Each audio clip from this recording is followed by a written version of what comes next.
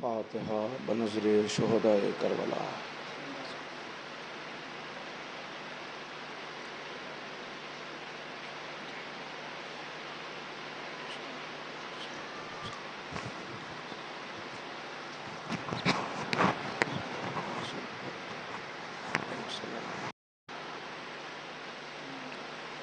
حضرات ایک مرتبہ سورہ حمد اور 3 سورہ توحید کی تلاوت فرما کر مرحوم حاجی میر ضامن علی ابن میر حسن علی، مرحوم مغفور اور مرحومہ زہرا بیگم بنت میر ذاکر علی مرحوم کی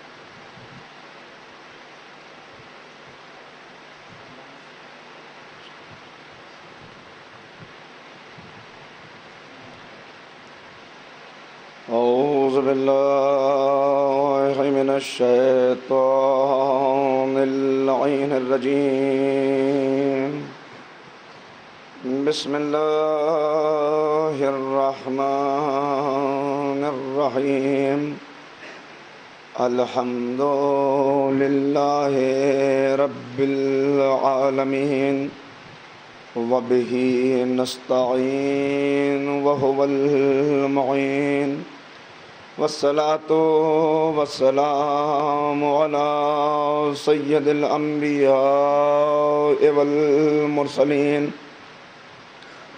سیدنا و نبینا و شفیع ذنوبنا و طبیب قلوبنا ابی القاسم محمد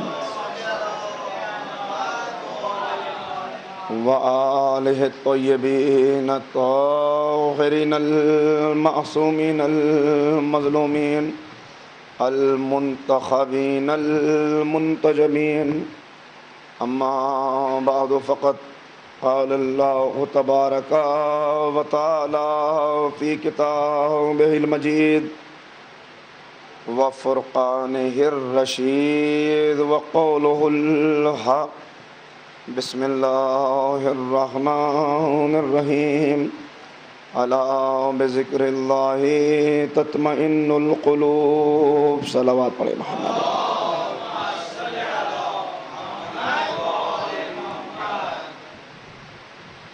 سامعین محترم، قرآن کریم کی اس آیہ مبارکہ کے ضمن میں عشق اہل بیت اور اس کے تقاضے کے عنوان سے یہ فکر و بحث کا چھٹا مرحلہ ہے۔ جو باتیں اب تک میں نے آپ کی خدمت میں گزارش کی، اس کا مغز اور ماحصل چند جملوں میں پہلے عرض کر دیا جائے۔ کل گفتگو ہماری اس منزل تک پہنچی کہ ہم نے عشق اہل بیت کے تقاضوں میں سے بعض اہم مقامات کی طرف اشارہ کیا، اور یہ آپ کی خدمت میں عرض کیا کہ عشق کوئی ایسا جذبہ نہیں ہے کہ جسے کسی سے کرایا جا سکے۔ یہ بات اور یہ جملہ جو مشہور ہے کہ عشق کیا نہیں جاتا، عشق ہو جاتا ہے، یہ بالکل صحیح ہے، بلکہ اسے اور بہتر انداز میں غالب نے اس انداز سے بیان کیا کہ وہ کہتے ہیں عشق پر زور نہیں ہے یہ وہ آتش غالب، جو لگائے نہ لگے اور بجھائے نہ بنے۔ اگر یہ لگ جائے، اگر اس میں کوئی مبتلا ہو جائے، اگر کسی سے عشق ہو جائے تو لاکھ روکنا چاہیں پھر اسے روکا نہیں جا سکتا، اور اگر کسی کے لیے یہ جذبات محبت اور مودت اور عشق کے جذبات پیدا نہ ہوں تو پھر آپ کوشش کر کے، محنت کر کے، ریاضت کر کے، جستجو کر کے ان جذبات کو پیدا نہیں کرا سکتے۔ اور یہ بھی میں نے آپ کی خدمت میں عرض کیا کہ یہ پیدا کب ہوتا ہے؟ یہ پیدا ہوتا ہے کمال کے اوپر، اس لیے کہ اس انسانی جسم کے اندر اگر اسے ایک سانچہ تصور کر لیا جائے تو دو چیزیں موجود ہیں، ایک وہ کہ جس سے آدمی فیصلہ کرے گا، یعنی عقل، جس کا مرکز ذہن ہے، ذہن کے اندر عقل پروان چڑھتی ہے علم کی روشنی میں، قلب کے اندر عشق پروان چڑھتا ہے معرفت کی روشنی میں۔ پہلے عقل فیصلہ کرتی ہے، عقل پسند کرتی ہے، اور عقل جس چیز کے تعلق سے یہ طے کر لیتی ہے کہ یہ قابل مودت و محبت ہے، یہ لائق عشق اور لائق احترام ہے، تو پھر اب ساری دنیا بھی اگر ایک طرف ہو جائے تو اس کے بعد جو عشق پیدا ہوتا ہے اس کے اندر کوئی کمی نہیں واقع ہو سکتی۔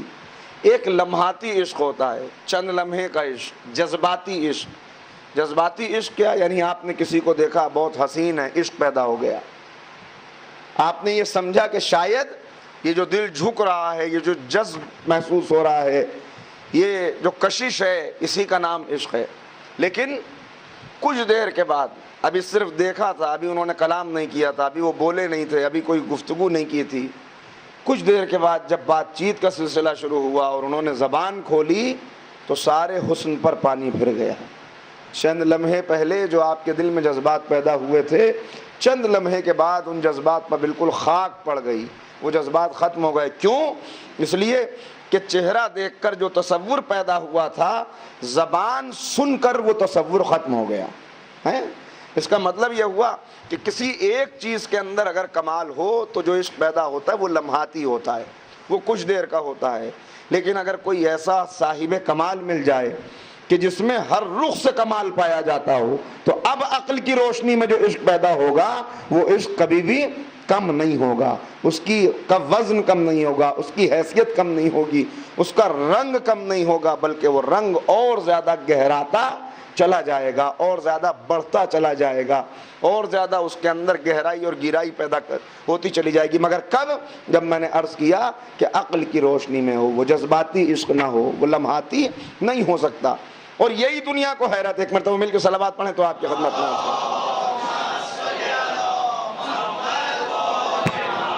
ذرا سا گزارش ہے آپ سے، چونکہ بعد میں لوگ آتے ہیں تو بہت پیچھے رہ جاتے ہیں، تھوڑا سا جو خلا ہے درمیان کا اسے پر کر لیجیے۔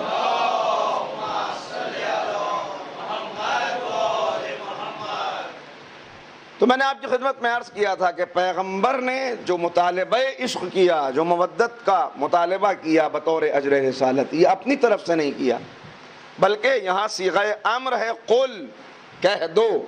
صیغہ امر کا مطلب یہ ہوا کہ اگر اللہ کسی چیز کو پیغمبر کے ذریعے سے مانگ رہا ہے تو پھر وہ صرف آپشنل نہیں ہے، توجہ فرمائیے گا، اس کے اندر یہ گنجائش نہیں ہے کہ چاہے مان لیا چاہے نہیں مانا، بلکہ جس طرح عبادات واجب ہیں اسی طرح یہ عشق، یہ مودت واجب نہیں ہے بلکہ اوجب ہے۔ صلوات پڑھے محمد و آل محمد۔ میں نے عرض کیا آپ کی خدمت میں کہ حضرت ابوذر سے گفتگو ہو رہی ہے، پیغمبر ابوذر کے سے فرما رہے ہیں کہ اسلام کیا ہے، بیان فرما رہے ہیں کہ اس کا لباس تقویٰ ہے، اور پورا حدیث طویل۔ اس کے بعد آ کے پیغمبر فرماتے ہیں مگر یہ اسلام جس کا تعارف کرایا، جس کا لباس تقویٰ ہے، جس کے اندر یہ پایا جاتا ہے، یہ پایا جاتا ہے، یہ پایا جاتا ہے، اے ابوذر، امام صادق سے بھی یہ روایت نقل ہوئی بعد میں آ کر، اور ائمہ نے اپنے، جانتے ہو اس کی بنیاد کیا ہے، اس کی اساس کیا ہے؟ اور یہ جو پیغمبر فرما رہے ہیں اپنی طرف سے نہیں، بلکہ جبریل امین وحی لے کر نازل ہوئے ہیں، وہاں پر تعارف ہو رہا ہے کہ اے پیغمبر، ہر چیز کی، جو بھی چیز ہوتی ہے ظاہری شکل میں اس کی ایک بنیاد ہوتی ہے، ایک اساس ہوتی ہے۔ اسلام کی اساس اور بنیاد آپ کے اہل بیت کی محبت ہے۔ بنیاد کے بغیر اگر کوئی عمارت آپ تعمیر کرنا چاہیں تو کیا وہ عمارت تعمیر ہوگی؟ کچھ بھی آپ بنانے کے لیے اگر آمادہ ہوں تو سب سے پہلے بنیاد کو رکھنا پڑے گا، اور بنیاد میں بہت خیال رکھا جاتا ہے کہ ایسا نہ ہو کہ بنیاد رکھتے وقت بنیاد ٹیڑھی ہو جائے، اس لیے کہ اگر بنیاد ذرا سی ٹیڑھی ہوئی تو پھر دیوار جتنا اٹھتی چلی جائے گی اتنا زیادہ عمارت کمزور اور بنیاد ٹیڑھی ہوتی چلی جائے گی۔ تو پیغمبر فرما رہے ہیں یہاں پر، اور ائمہ نے فرمایا کہ بنیاد جو ہے اسلام کی، بنیادی عنصر، اساس اسلام کی، وہ کیا ہے؟ وہ مودت اہل بیت ہے، وہ عشق پیغمبر اور ان کی اولاد کا عشق ہے. اور وہ کیسا عشق ہے؟ میں نے عرض کیا ایک ہے جذباتی عشق، لمحاتی عشق. کیوں؟ اس لیے کہ وہاں عقل کا کوئی فیصلہ نہیں ہوتا، مگر عقل کے فیصلے کے بعد جو عشق ہوتا ہے، عقل یہ کہتی ہے، فطرت یہ کہتی ہے، تقاضۂ فطرت یہ ہے کہ جو چیز بہترین ہو اس سے عشق کیا جائے. تو اب قدرت نے آواز دی کہ آؤ دیکھو، تلاش کرو کون کون سی چیزیں تمہاری نظر میں بہترین ہیں. سخاوت کو بہترین سمجھتے ہو تو ان سے بڑا سخی کسی کو نہیں پاؤ گے. عدالت کو بہترین سمجھتے ہو تو ان سے بڑا عادل کسی کو نہیں پاؤ گے. علم کو بہترین سمجھتے ہو تو ان سے بڑا عالم کہیں نظر نہیں آئے گا. شجاعت کو بہترین سمجھتے ہو تو ان سے بڑھ کے شجاعت کہیں نہیں ملے گی. یعنی تمام خوبیاں جب جمع ہوتی ہیں تو در علی پہ سجدہ کرتی ہوئی نظر آتی ہیں. صلوات پڑھیں محمد والے.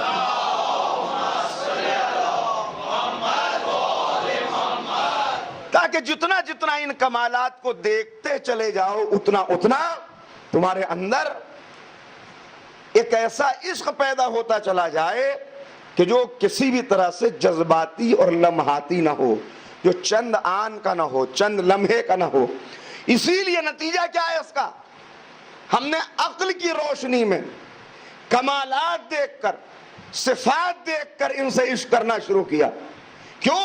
اس لیے کہ ہم کم نظر ہیں. ہماری مجبوری یہ ہے کہ ہم پہچانتے ہی ہیں صفات سے. اگر صفات نہ ہو تو ہم نہیں پہچان سکتے. لیکن ایک دوسری طرح کی محبت بھی ہوتی ہے، عرض کروں آپ کی خدمت میں. وہ کیا ہے؟ دنیا ایک جوان سے محبت کرتی ہے کب؟ جب اس نے میڈیکل سائنس کی ڈگری حاصل کر لی، جب یہ ڈاکٹر بن گیا. اب دنیا کو محبت پیدا ہوئی کہ صاحب کیا کہنے ان کے ہاتھ میں شفا پائی جاتی ہے. یہ ہے صفت سے محبت. کیوں ہوئی؟ کہ اس کے اندر صفت پائی جاتی ہے کہ شفا دے سکتا ہے. کسی انجینئر بلند مقام کے اوپر پہنچا، اس سے محبت پیدا ہوئی. یہ ہے صفات سے محبت. لیکن ایک ہے ماں کی بیٹے سے محبت. وہ بیٹے سے اس لیے محبت نہیں کرتی کہ یہ ڈاکٹر ہے، ڈاکٹر بعد میں بنا. اس کی محبت جتنا بچپن کی منزلوں میں تھی اتنا ہی جوانی کی منزلوں میں بھی ہے. بلکہ اگر بیٹا نالائق بھی ہو جائے تو بیٹے کی طرف سے اطاعت میں کمی آتی ہے، والدین کی طرف سے محبت میں کمی نہیں آتی. صلوات پڑھیں محمد والے.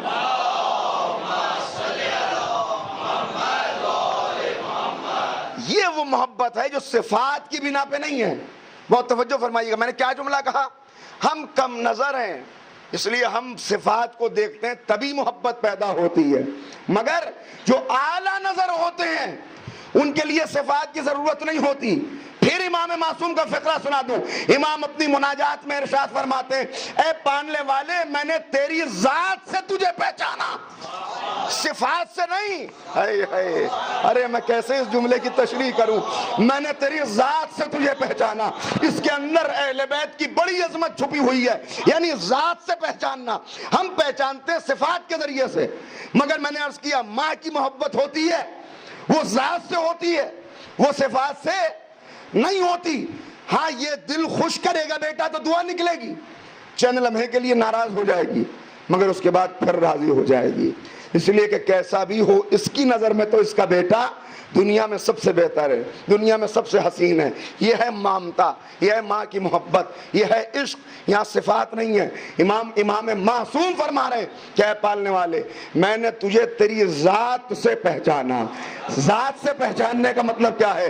دنیا نے صفات سے پہچانا. کسی نے سورج دیکھا تو خالق کو پہچانا، کسی نے چاند دیکھا تو خالق کو پہچانا، کسی نے ستارے دیکھے تو خالق کو پہچانا، کسی نے دریاؤں کی روانی دیکھی تو خالق کو پہچانا، کسی نے پہاڑوں کی بلندی دیکھی تو خالق کو پہچانا، کسی نے درختوں کو دیکھا تو خالق کو پہچانا، کسی نے چرند و پرند کو دیکھا تو خالق کو پہچانا. مگر یہ کہتے ہیں ہم نے تجھے تیری ذات سے پہچانا. کیا مطلب؟ یعنی تجھے اس وقت پہچانا جب تیری صفات بھی ظاہر نہ تھی، نہ سورج تھا، نہ چاند تھا، نہ درخت تھے، نہ پہاڑ تھا.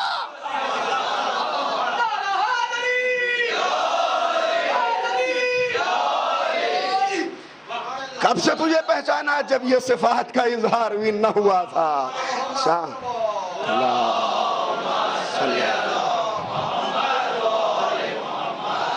جب کوئی تھا ہی نہیں، ایک خالق، ایک نور، ایک خلق کرنے والا، اور ایک نور جسے ایک لمحے کے لیے بھی اللہ نے ایک نہ رہنے دیا بلکہ دو برابر حصوں میں تقسیم کر دیا، دو حصوں میں تقسیم کیا۔ انہی کو یہ، ان کے علاوہ بخدا، پورا اطمینان اپنے دل کے اندر رکھیے گا، سوائے اہل بیت کے یہ جملہ کہنے کا حق کسی دوسرے کو نہیں ہے کہ ہم نے تجھے تیری ہی ذات سے پہچانا۔ دنیا پہچانتی ہے صفات کے ذریعے سے، ہم کم نظر ہیں، ہم پہچانیں گے صفات کے ذریعے سے۔ اسی لیے اس نے یہ باتیں آپ برابر سنتے ہیں، اس لیے ان کے دہرانے کی ضرورت نہیں ہے، اسی لیے صفات کا مظہر بنایا، کیونکہ ہم وہ نظر نہیں رکھتے کہ ذات سے پہچان سکیں، لہذا صفات سے پہچانو۔ صفات سے کیسے پہچانیں گے؟ بھئی ضروری ہے کہ جو کوئی اس کی صفات کا مظہر بن کے آئے۔ مظہر بن کے کیسے آئے گا؟ یعنی عطا اس کی طرف سے ہو رہا ہے مگر دینے والا ہاتھ اس کا ہو، تاکہ اس کی عطا دیکھ کر اس کی عطا کو پہچان لے۔ عالم حقیقی وہ ہے مگر یہ منبر پر بیٹھ کے کہے مجھ سے پوچھ لو، تاکہ اس کا علم دیکھ کے اس کے علم کو پہچان لے۔ صلوات پڑھے محمد و آل محمد۔ آگے تو چلے ایک اور صلوات مل کے وہاں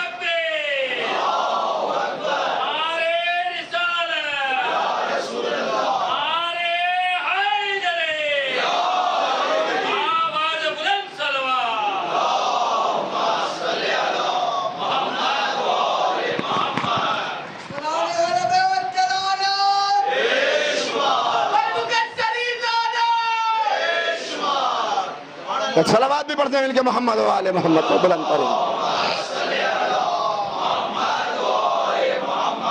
تو میں نے دو باتیں آپ کی خدمت میں عرض کی گئی، ایک تو معصوم کا یہ فقرہ کہ ہم نے تجھے تیری ہی ذات سے پہچانا، اور دوسرے ہماری مجبوری کہ ہم پہچانیں گے صفات کے ذریعے سے۔ اور بات جو اتنی تقاریر کا خلاصہ بھی ہے تمہیدوں کا، کہ میں نے عرض کیا کہ پیدا محبت کب ہوتی ہے؟ پیدا ہوتی ہے بقول غالب، دور کی بات اگر نہ لوں کہ اس پر زور نہیں ہے، یہ وہ آتش غالب جو لگائے نہ لگے اور بجھائے نہ بنے۔ میں نے کہہ دیا اور آپ نے سن لیا، یہ آسان ہے، لیکن اس کے اندر بڑا لطف ہے۔ لگائے نہ لگے اور بجھائے نہ بنے، اس کے اندر بڑا لطف ہے۔ دیکھیے جو لمحاتی اور جذباتی محبت ہوتی ہے اس کو پیدا کرایا جا سکتا ہے اور ختم بھی کرایا جا سکتا ہے، مگر جو حقیقی محبت ہے، جو عشق ہے، جو صفات کو دیکھ کر ہوا ہے، جو عقل کی روشنی میں ہوا ہے، وہ پھر اس منزل پہ آئے گا کہ لگائے نہ لگے اور بجھائے نہ بنے۔ نہیں، میں بات کو سمجھا نہیں سکا، آسان کرتا ہوں بات کو۔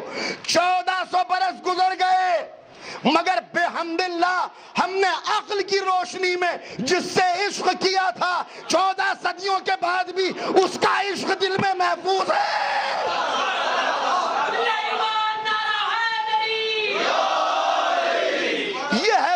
کے 1400 سال گزر گئے، دنیا نے چھیننا چاہا، تلواریں گردن تک آ گئیں، تیروں کے میچ آ گئے، کانٹوں کی راہیں آ گئیں، آگ اور خون کے دریا درمیان میں آ گئے، سولیاں سج گئیں، قاتل تلواریں لے کے نکل پڑے، کم نسل لوگ ہاتھوں میں خنجر لے کے کھڑے ہو گئے، مگر ہم نے عقل کی روشنی میں جن سے عشق کیا تھا 1400 صدیوں میں بھی یہ عشق کوئی ہم سے چھین نہیں سکا، اور جن سے محبت نہ تھی 14 صدیاں گزر گئی کوئی پیدا نہیں کرا سکا۔ صلوات پڑھے محمد و آل محمد۔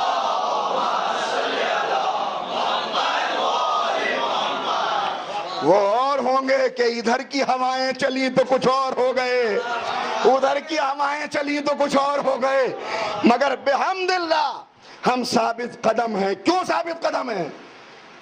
اس میں ہمارا کوئی کمال نہیں ہے، بلکہ پھر معصوم کا فرمان یاد آ گیا کہ امام فرماتے ہیں کہ جس نے جو ہماری طرف آ گیا وہ سب سے پہلے پہلی نعمت پر شکر ادا کر لے۔ جس نے ہماری مودت محسوس کی، ہمارا عشق جس کے دل میں اتر گیا، وہ سب سے پہلے پہلی نعمت پر شکر ادا کر لے. پہلی نعمت پر. تو سوالی نے سوال کیا, صحابی نے پوچھا مولا یہ پہلی نعمت کیا ہے؟ کہا پہلی نعمت یہ ہے کہ اس کی ماں نے طیب و طاہر طریقے سے اسے دنیا میں پہنچا دیا. اسی لیے حدیث سنائی تھی گزشتہ سے پیوستہ سال, امام رضا علیہ السلام سے بھی ہے,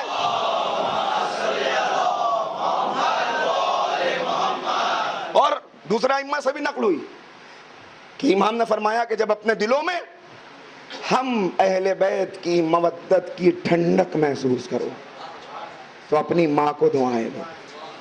یہ سنا چکا ہوں, اسے دہرانا نہیں, مگر بات کیا عرض کر رہا تھا. امام فرماتے ہیں کہ مودت اور یہ عشق جس کا ہم ذکر کر رہے ہیں یہ ابر رحمت کی طرح آسمان سے نازل ہوتا ہے. کہاں؟ جہاں طہارت پائی جاتی ہے. طہارت کہاں پائی جائے گی؟ طہارت کہاں پائی جائے گی؟ دیکھیے ہم کہاں چلیں گے, منزل کیا ہے؟ الا بذکر اللہ تطمئن القلوب. اللہ کے ذکر سے قلب کو اطمینان اور سکون حاصل ہوتا ہے. یہ ذکر, یہ عشق الہی حاصل کیسے ہو؟ حاصل ہوگا جب ہم نقش قدم پیغمبر تلاش کریں گے. طہارت عرض کر رہا ہوں, ہم نے تلاش کرنا شروع کیا کہ نقش قدم پیغمبر کہاں ہے. ادھر سے بلال کی آواز آئی, بلال نے آذان دی, پیغمبر وضو کر کے اپنے دوش پر ردا ڈال کے نکلے. ہم نے نبی کے نقش قدم کو دیکھنا شروع کیا, مگر مسجد تک جانے سے پہلے نبی کے قدم ایک در پہ آ کے رکے اور کہا السلام علیکم یا اہل البیت. ہم نقش قدم کی پیروی کرتے ہوئے پیچھے پیچھے چل رہے ہیں. بلال کی آذان پر نبی گھر سے نکلے, باوضو ہیں, دوش پر ردا پڑی ہوئی ہے, مسجد میں نمازی جمع ہو رہے ہیں. پیغمبر آئے, احترام کے لیے لوگ نبی کے پیچھے آ گئے. نبی محراب تک جانے سے پہلے علی کے دروازے پہ گئے, چوکھٹ پکڑ کے کھڑے ہوئے, السلام علیکم یا اہل البیت, اور اس کے بعد کہا انما یرید اللہ لیذھب عنکم الرجس اہل البیت. صلوات پڑھے محمد و آل محمد.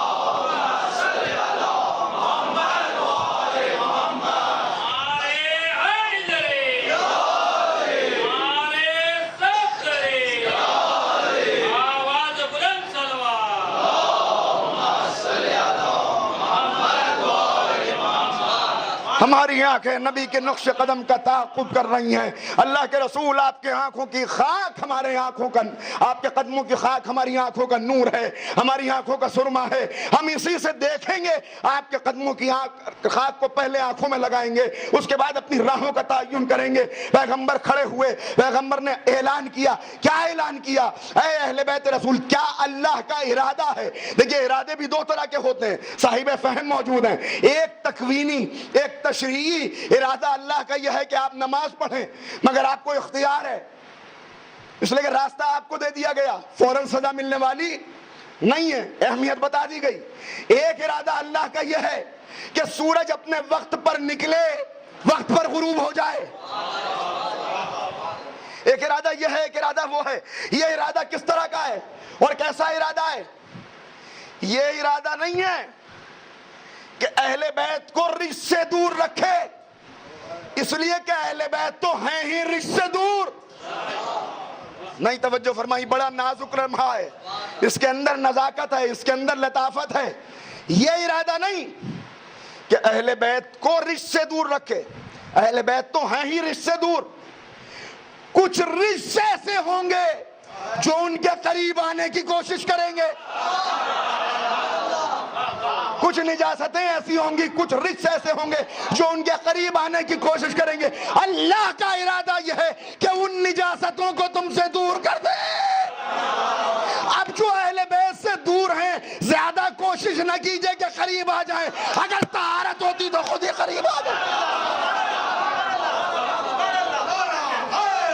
رجس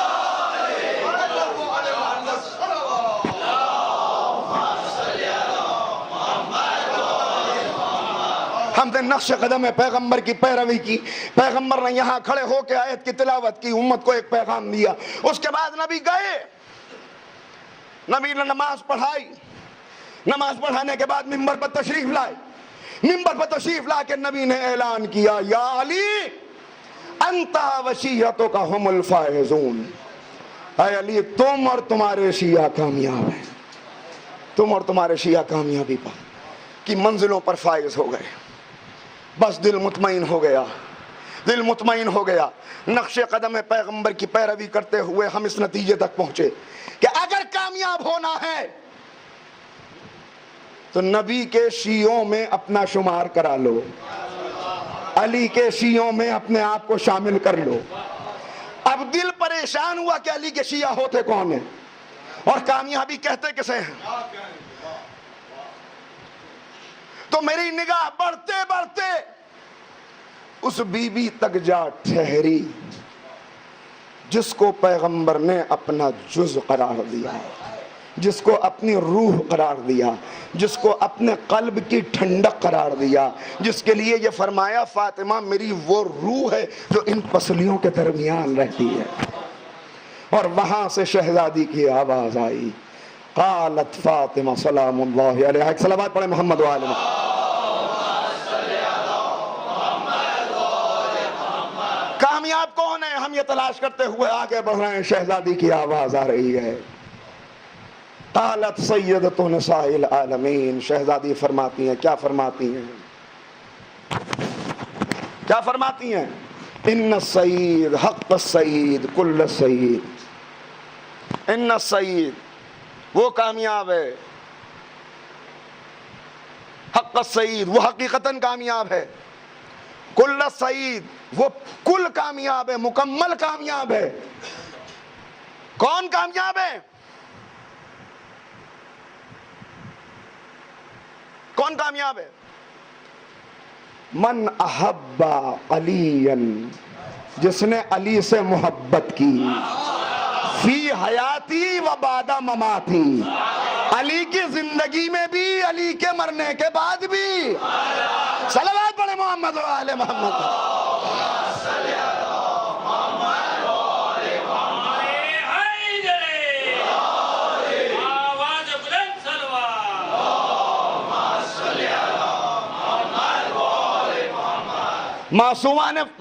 معصوم نے فرمایا، رسول نے فرمایا اے علی تم کامیاب اور تمہارے شیعہ کامیاب۔ کامیابی کیسے ملے یہ تلاش کرتے ہوئے بندہ در بطول تک پہنچ گیا۔ شہزادی کی آواز آئی، ان السید حق السید کل السید، وہ کامیاب ہے، وہ حقیقتاً کامیاب ہے، وہ واقعاً کامیاب ہے، وہ مکمل کامیاب ہے۔ من احب علی، جس نے علی سے محبت کی، جس نے علی سے عشق کیا۔ یہ کون فرما رہا ہے؟ یہ کون فرما رہا ہے؟ یہ میری زبان سے نکلے ہوئے فقرے نہیں ہیں کہ میں کہہ دوں زبان بہک گئی، بولنا کچھ کا چاہتا تھا بول کچھ دیا، ارادہ کچھ تھا کہہ کچھ دیا۔ یہاں رکی نہیں بات۔ ان الشقی حق الشقی شقی کل الشقی، وہ برباد ہے، وہ شقی ہے، وہ ملعون ہے۔ کون؟ ابغض اللہ علی، جس نے علی سے بغض کیا، فی حیاتی و بعد مماتی، علی کی زندگی میں یا علی کی شہادت کے بعد، چاہے زندگی میں بغض کیا ہو یا بعد کیا ہو، دونوں پہلو شہزادی نے واضح کر دیے۔ میں یہاں پہ رک گیا اور غور کرنے پہ مجبور ہوا، اور آپ کو بھی چاہتا ہوں کہ یہاں پہ غور کراؤں۔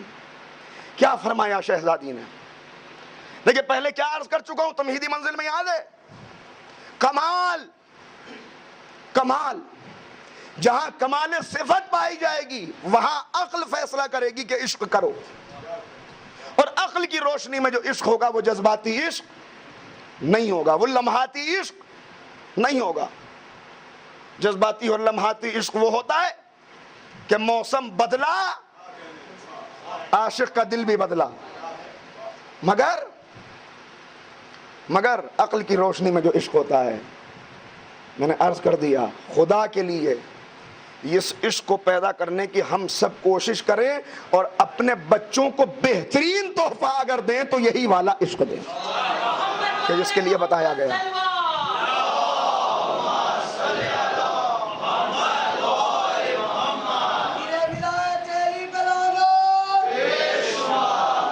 یہاں پہ 2 منٹ رک کے بہت توجہات آپ کی حاصل کرنا چاہتا ہوں اور بہت یہاں پہ غور کیجئے گا. شہزادی وہ ہیں کہ جو قرآن ناطق ہے. شہزادی وہ ہیں کہ جو باقاعدہ طور پر حیات طیبہ کو شہزادی کی آپ ملاحظہ فرمائیں. شیخ عباس قمی کی کتاب اب اردو زبان میں بھی آ گئی، بیت الاحزان. ذرا دیکھیے کیا کیا فضیلت کے رخ ہیں کہ جو بیان کی ہے انہوں نے شہزادی کی فضیلت کی. مگر یہاں میں سوچنے پہ کیوں مجبور ہوں؟ سوچنے پہ مجبور اس لیے ہوں کہ شہزادی کی نظر میں پورا قرآن ہے. شہزادی جانتی ہیں کہ قرآن نے کیا کامیابی کا اصول بتایا ہے.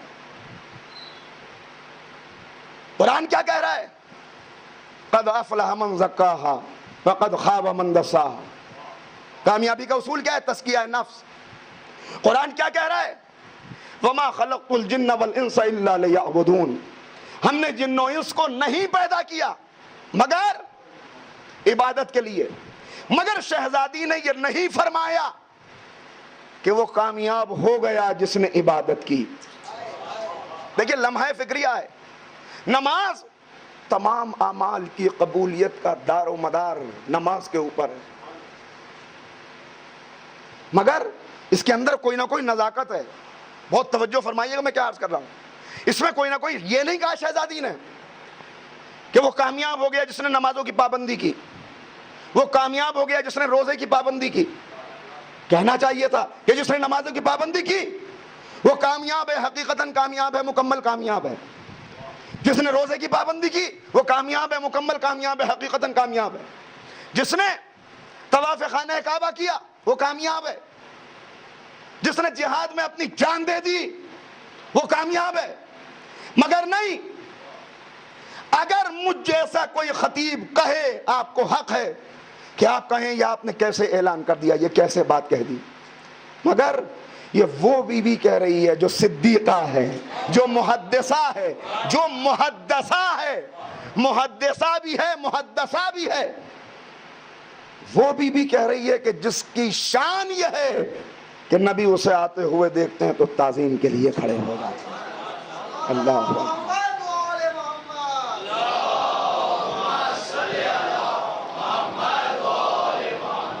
یہ وہ شہزادی فرما رہی ہیں کہ جن کی نمازوں کا عالم میرے پاس، مجھ جیسے طالب علم کے پاس الفاظ نہیں ہے کہ ان کی نمازیں بیان کر سکوں.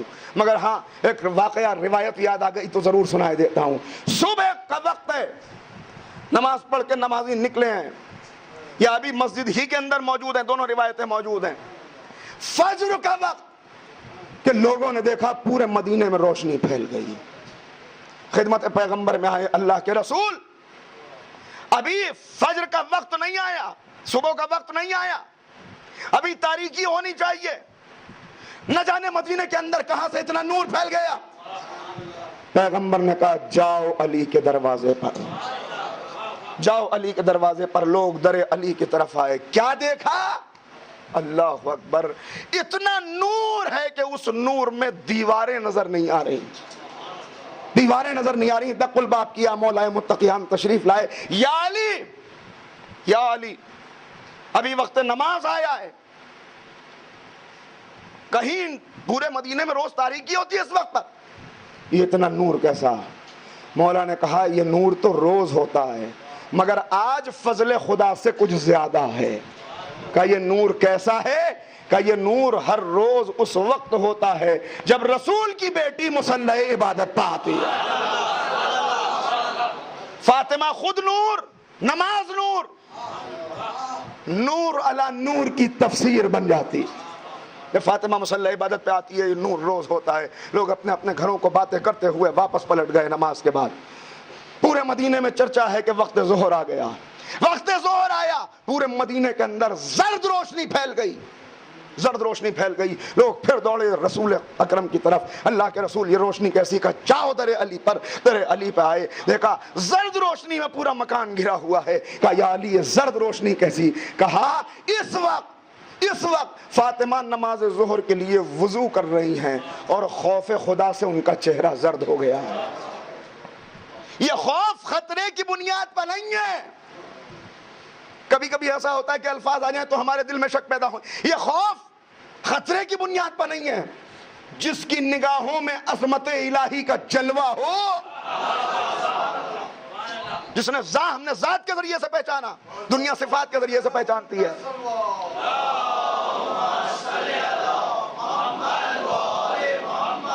زرد روشنی پھیلی ہوئی ہے کہ یہ روز عالم ہوتا ہے, مگر آج کچھ فضل خدا سے زیادہ ہے. وقت گزر گیا, مدینے کے اندر صبح اور دوپہر کے واقعات کا چرچا ہے کہ شام آئی, سرخ روشنی پورے مدینے کے اندر نظر آئی. لوگ در رسول پہ پہنچے کہ جاؤ علی کے در پر آئے. یہ روشنی کیسی کہ پورے دن کا کام کرنے کے بعد فاطمہ کی انگلیاں زخمی ہیں, پیروں پر ورم آ گیا ہے. دن بھر حقوق العباد ادا کرنے کے بعد اب حقوق اللہ ادا کرنے کے لیے مصلی پہ آئی. یہ سرخ روشنی اسی کی. یہ وہ بیوی ہے, یہ وہ بیوی ہے جس کے لیے لکھا اللہ اکبر یا علی مجھے دفن کرنے, وصیتیں کر رہی ہیں. اس میں ایک وصیت کیا کی, یا علی تمہارا فراق مجھ سے برداشت نہ ہوگا. علی ابو الحسن نفس رسول مجھے دفن کرنے کے بعد تنہا نہ چھوڑ دینا, پوری رات بیٹھ کر تلاوت قرآن کرنا. کیا مطلب؟ یعنی علی کی آواز آتی رہے. نیا گھر ہے, نیا گھر ہے. احتجاج ہے شہزادی. وہ بیوی, اب اتنا بیان کر, وہ بیوی کہ جس کے پاس درس, جس کا درس روز لگتا ہے. میں نے عرض کیا جس کی مجلسیں درس روز چلتی ہے, مدینے کی خواتین آتی ہیں سیکھنے کے لیے, مدینے کی خواتین جمع ہیں, شہزادی کا درس چل رہا ہے, شہزادی کی گفتگو ختم ہوئی, ایک خاتون آئی, آنے کے بعد ہاتھوں کو جوڑ کے کہتی ہے اپنے شوہر کا ایک سوال لے کے آئی ہوں, اپنے شوہر کا ایک سوال لے کے آئی ہوں. شہزادی کہتی ہیں بتاؤ کیا سوال ہے؟ کہ میرا شوہر یہ کہتا ہے کہ بی بی سے یہ پوچھو, خاتون جنت سے یہ سوال کرنا, ان سے یہ پوچھنا کہ آپ کے شیعوں کی علامت کیا ہے, آپ کے شیعہ کی پہچان کیا ہے. بیوی نے کہا ہمارا شیعہ وہ ہے جس کے اندر 4 خاصیتیں پائی جاتی ہوں. یہ وہ بیوی ہے جو بتا رہی ہے کیا خاصیتیں. کہ پہلی صفت اس کے اندر یہ پائی جاتی ہو کہ ہم سے بے پناہ محبت کرتا ہو. دوسری صفت یہ پائی جاتی ہو کہ ہمارے دشمنوں سے نفرت کا جذبہ دل میں رکھتا ہو. تیسری صفت یہ پائی جاتی ہو کہ ہم نے جتنے حکم دیے ہیں, اللہ کے جتنے احکامات کی ہم نے ترجمانی کی ہے, انہیں پہنچایا ہے, ان میں سے کسی کی خلاف ورزی نہ کرتا ہو. چوتھی صفت یہ پائی جاتی ہو کہ جن راستوں پہ چلنے سے ہم نے روک دیا ہے اس طرف اس کا قدم نہ بڑھتا ہو. سن لیا, شہزادی سے چلی گئی. گھنٹہ گزر گیا, 2 گھنٹے گزر گئے, اس کے بعد آئی, بدن کانپ رہا ہے, ہاتھوں کو جوڑ کے کہتی ہے میں نے جو یہ علامتیں جا کے اپنے شوہر سے بیان کی تو روتے روتے اسے غش آ گیا, روتے روتے اسے غش آ گیا. وہ صرف اتنا کہتا ہے بی بی اتنا بتائیے کہ ہم جیسے لوگ, یہ میری اور آپ کی, ارے ہم بھی اس منزل کے کہاں ہیں, ہم جیسے لوگ ہیں. بی بی میرا شوہر رو رہا ہے, کیا کیوں گریا کر رہا ہے, غش آ گیا کیوں؟ کہ وہ کہتا ہے ہمارا کیا ہوگا, کیا ہم آپ کے دشمنوں کے ساتھ دوزخ میں چلے جائیں گے؟ اس لیے کہ ہم اپنے اندر یہ ساری صفات نہیں پاتے. شہزادی نے کہا کیا پہلی 2 صفتیں موجود ہیں؟ کہ پہلی 2 صفتیں موجود ہیں. کہ سنو, جس کے اندر پہلی 2 صفات پائی جاتی ہوں اور باقی 2 صفات کے لیے کوشش کرتا ہو, سرکش نہ ہو, باغی نہ ہو, دوسری 2 صفات کے لیے کوشش کرتا ہو, تو کہنا کہ میں نے ان کی صفات بتائی تھی جو براہ راست جنت میں پہنچ جائیں گے. اگر یہ 2 صفات پائی جاتی ہوں گی اور باقی 2 کے لیے کوشش کرتا ہوگا تو اسے ہماری شفاعت نصیب ہو جائے گی. صلوات پڑھے محمد والے.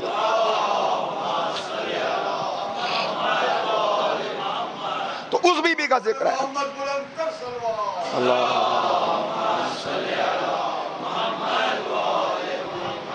وہ بی بی یہ بیان فرما رہی ہے کامیابی کی سند کیا ہے. اب میں نے اتنے پس منظر کے ساتھ اب پھر آپ کو وہیں پہ لے کے آیا. یہ نہیں فرمایا کہ نماز کی پابندی کامیابی کی سند ہے.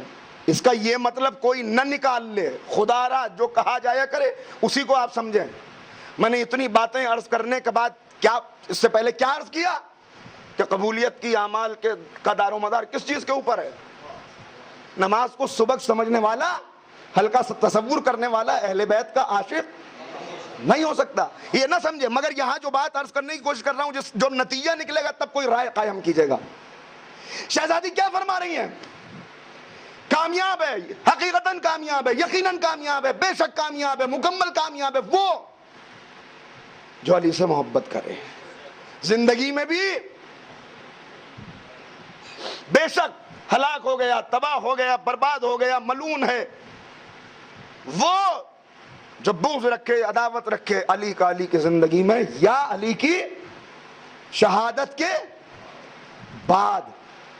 یہ تشریح کیوں فرمائی کہ زندگی میں بھی اور بعد بھی؟ اس کی کیا ضرورت تھی؟ میں نے کل عرض کیا آپ کی خدمت میں کہ سفینے پر سوار ہو کر سوار رہنا شرط ہے، سوار ہونا نہیں، صرف سوار ہو کر سوار رہنا آخر تک، یہاں تک کہ سفینہ حوض کوثر تک پہنچ جائے۔ یہاں فرما رہی ہیں جو زندگی میں بھی محبت رکھے وہ کامیاب ہے۔ اے شہزادی، ساری اب سب چیزوں کو سمیٹ لیجئے، نماز، روزہ، حج، زکوٰۃ، ان سب کے لیے ایک لفظ کیا لائیں گے آپ؟ عبادت۔ عبادت۔ شہزادی، آپ کی نظر میں قرآن کی آیات بھی ہیں، قرآن کے سورے بھی ہیں، آپ خود وہ بھی ہیں کہ جنہوں نے سب سے پہلے ائمہ ہدی میں 14 معصومین میں رسول کے بعد اگر کسی نے عبادات کا فلسفہ بیان کیا ہے تو وہ شہزادی کونین نے بیان کیا ہے سب سے پہلے۔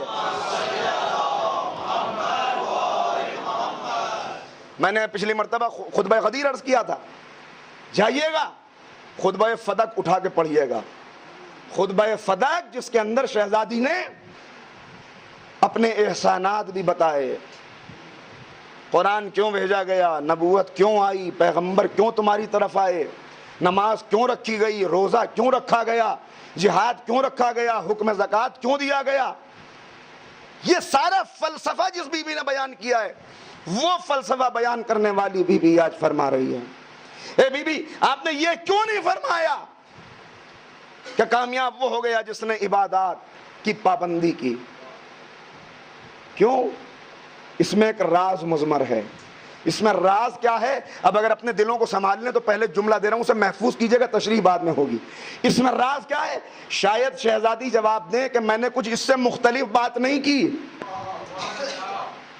اس لیے کہ عبادتوں کو اگر جسم مل جائے تو علی بن جاتا ہے، عبادتوں کو اگر جسم مل جائے، عبادتوں کو اگر چہرہ مل جائے، نہیں، علی کو ایک طرف سے دیکھیے تو علی ہے، دوسری طرف سے دیکھیے تو عبادت ہے۔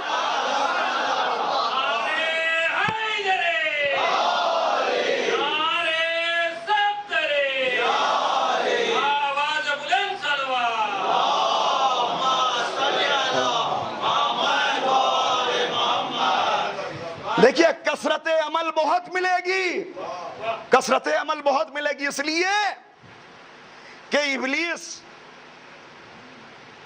کیا ہے؟ لا تتبعوا خطوات الشیطان انہ لکم عدو مبین، شیطان سے ہوشیار رہنا، یہ تمہارا کھلا ہوا دشمن ہے، تو کھلا ہوا دشمن ہمارا ہے تو اپنوں کا تو دوست ہوگا، مگر یہ بدبخت وہ ہے جو اپنوں کا بھی اپنا نہیں ہے۔ نہیں توجہ فرمائی، میں نے کیا عرض کر دیا، یہ اپنوں کا بھی اپنا نہیں ہے، ہمارا اپنا تو کیا ہوگا؟ اگر اپنوں کا اپنا ہوتا، اگر اپنوں کا اپنا ہوتا تو لفظ حیدر کی ہیبت سے مرحب فرار کر گیا تھا، اگر اپنوں کا اپنا ہوتا تو اسے پلٹ کے نوالے تیغ علی نہ بنا دیا ہوتا۔ صلوات پڑھے محمد والے۔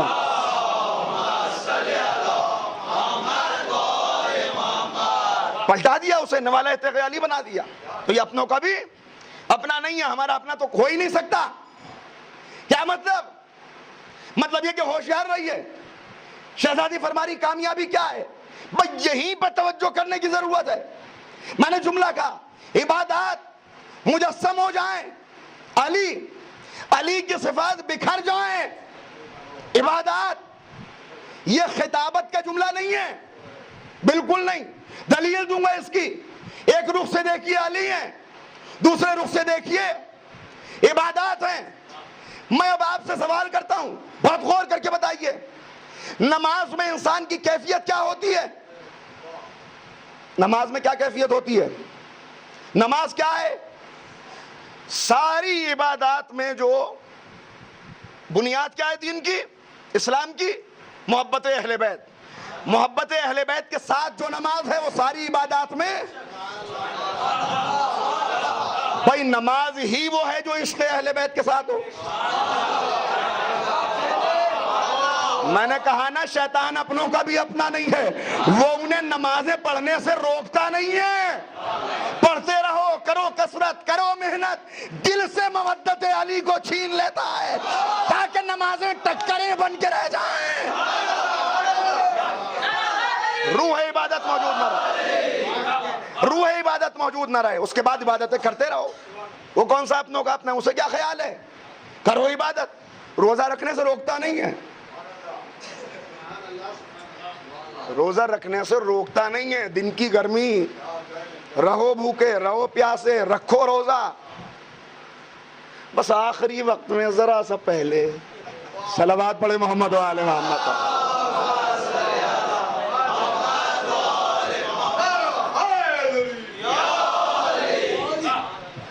تو آپ جس نقطے کی طرف آپ کو لانا چاہ رہا ہوں اور جو ماحصل ہے اس پوری گفتگو کا، اس پر توجہ رکھیے گا۔ نماز میں کیفیت کیا ہوتی ہے؟ کیفیت کیا ہے نماز میں؟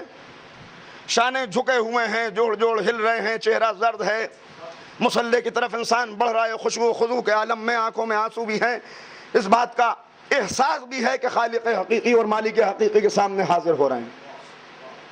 یہ ہے محراب عبادت۔ میدان جنگ میں کیا حال ہوتا ہے؟ میدان جنگ میں کیا ہوتا ہے؟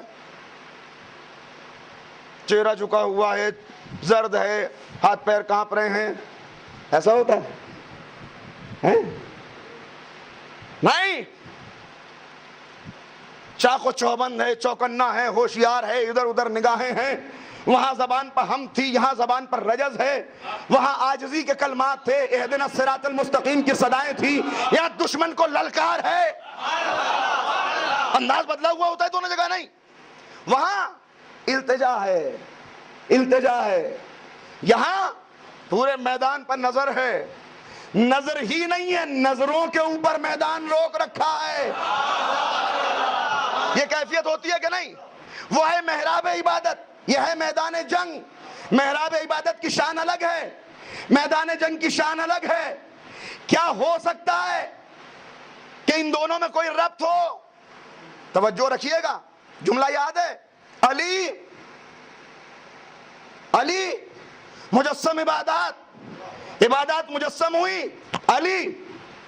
میدان جنگ، محراب عبادت، بظاہر دونوں میں کوئی ربط ہے؟ ربط نہیں، وہاں کیفیت الگ، یہاں کیفیت الگ۔ وہاں جھکا ہوا چہرہ، یہاں اٹھی ہوئی گردن، وہاں جھکی جھکی نگاہیں، یہاں تیز نگاہیں، وہاں لہجے میں عاجزی، یہاں لہجے میں سختی، وہاں ہاتھ جھکے ہوئے، یہاں ہاتھ میں شمشیر بلند۔ دونوں میں بڑا فاصلہ ہے، مگر علی اس ہستی کا نام ہے کہ جس نے اس فاصلے کو ختم کر کے محراب کو بھی میدان جنگ بنا دیا اور میدان جنگ کو بھی محراب عبادت بنا دیا، محراب جنگ کو بھی۔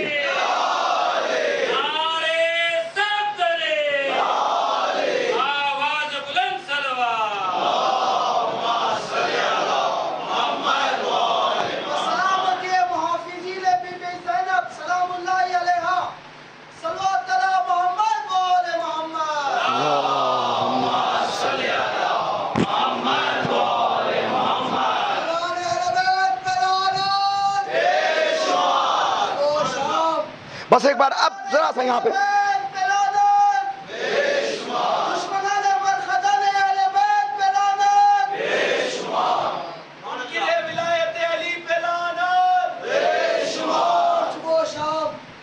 ظاہر ہے کہ ولایت اہل بیت کے لیے تو یہ بیان کیا گیا کہ ولایت سارے اعمال کی روح ہے، مودت اور ولایت۔ مگر میں نے عرض کر دیا آپ کی خدمت میں کہ ولایت، عشق، مودت یہ وہ راہیں ہیں کہ اس کے لیے عقل کی روشنی میں معرفت کے ساتھ عشق اہل بیت کی پہچان ہو جائے۔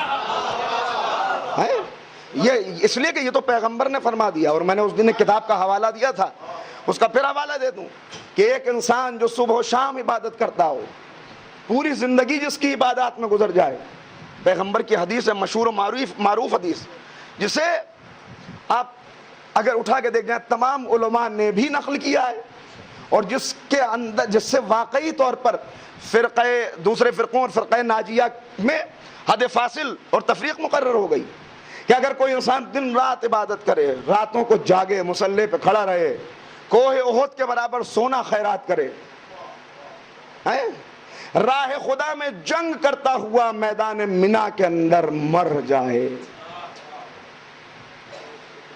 اور اگر ذرا سا اپنی الفاظ میں بیان کروں آسان کر کے، یعنی اتنی عبادات کرتا ہوا میدان منا کے اندر مر جائے، آب زمزم کا غسل دیا جائے، غلاف کعبہ کا کفن پہن کے دفن ہو جائے، مگر ولایت محبت نہ رکھتا ہو، ولایت اہل بیت نہ رکھتا ہو، تو ولایت ظاہر ہے کہ ولایت میں عرض کروں گا آپ کی خدمت میں، یہ آخر میں بات آئے گی کہ مودت کی معراج یہ ہے کہ ولایت کو سمجھ لیں۔ مگر اس وقت جس نقطے کی طرف لانا چاہ رہا ہوں وہاں پہ بہت توجہ رکھیے گا، اس لیے کہ اتنی دیر کی محنت ہے، اور میں جانتا ہوں کہ اس طرح کی گفتگو کرنے کے لیے بڑا کلیجہ چاہیے، بہت محنت اور طاقت کی ضرورت ہوتی ہے۔ ایک مرتبہ اور اہل بیت سے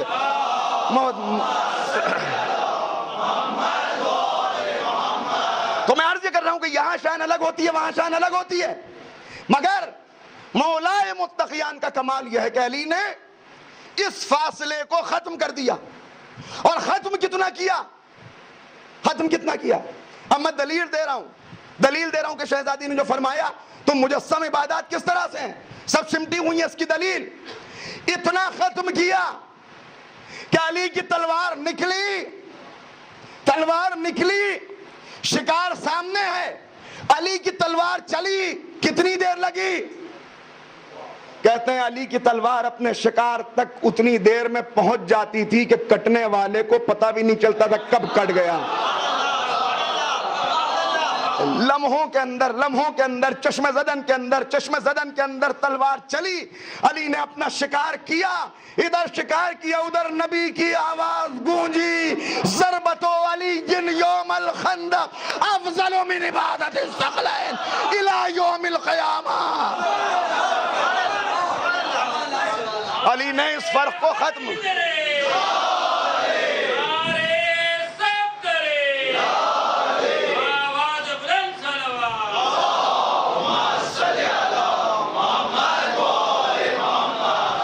علی نے فرق کو ختم کر دیا۔ علی کی ایک ضربت، یوم خندق کی ایک ضربت عبادت ثقلین پر بھاری، عبادت ثقلین سے افضل، الی یوم القیامہ، قیامت تک عمل کرنے والوں کے سارے عمل ایک ترازو کے پلڑے میں رکھ دیے جائیں، علی کی ایک ضربت ایک پلڑے میں رکھ دی جائے تو علی کی ضربت وزنی ہوگی، علی کی ضربت افضل ہوگی۔ اب سب کے موبائل میں کیلکولیٹر ہیں، نکالیے موبائل اور کل یہ کیلکولیٹ اگر کر سکتے ہیں، مادر گیتی نے وہ بیٹا ہی پیدا نہیں کیا جو علی کی عبادتوں کا حساب لگا دے۔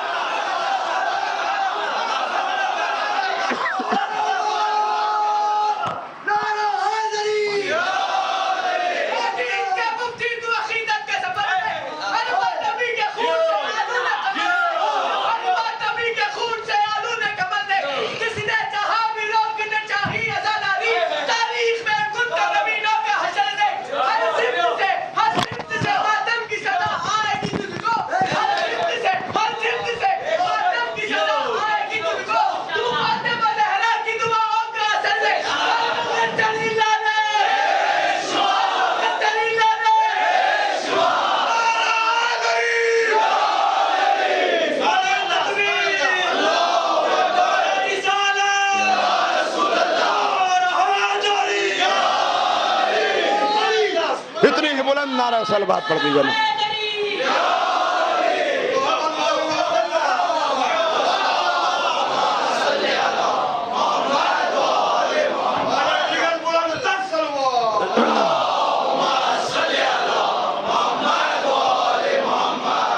دیکھئے ایک ضربت ہے، ایک ضربت عبادت ثقلین سے افضل کب تک کی؟ رسول کے دور تک کی نہیں، یوم قیامت تک، طلوع محشر تک، سب کے جب زمین سب کو اپنے سینے سے اگل دے گی اور میدان محشر سجے گا، اس وقت تک جتنے عبادت کرنے والے عبادت کریں گے ان سب پر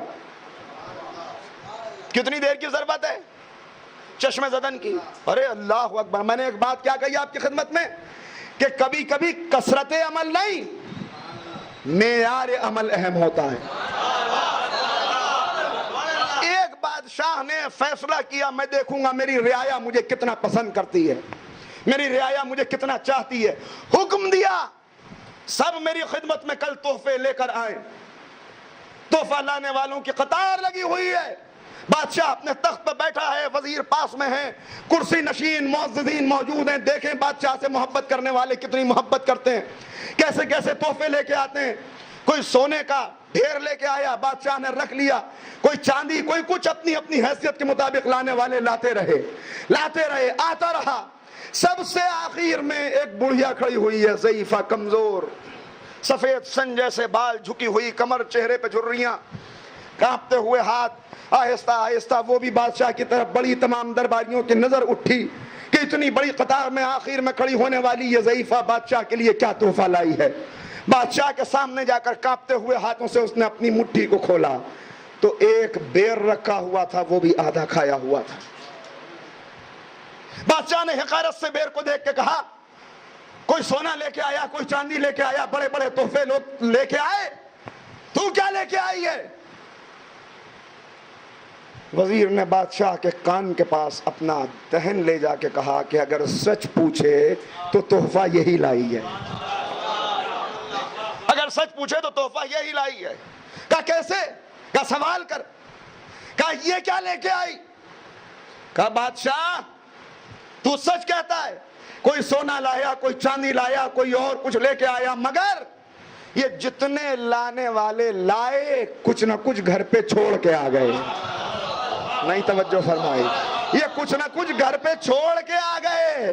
میرے آنگن میں، مجھ ضعیفہ کے آنگن میں، مجھ بیوہ کے آنگن میں ایک بیری کا بیر پہ درخت کھڑا ہوا ہے، وہی میرا ذریعہ حیات ہے۔ تو نے اعلان کیا، میں نے نظر دوڑائی، پورے درخت کے اوپر ایک ہی بیر لگا ہوا تھا، اسے حاصل کرنے میں دیکھ میرے ہاتھ کتنے زخمی ہو گئے، میں نے اسے توڑا، پھر خیال ہوا کہیں کڑوا نہ ہو، چک کے دیکھ لیا، پوری کائنات تیری خدمت میں پیش کر دی۔ بادشاہ نے اعلان کیا، تم سب کے سونے کے ڈھیر ایک طرف، اس ضعیفہ کا بیر ایک طرف۔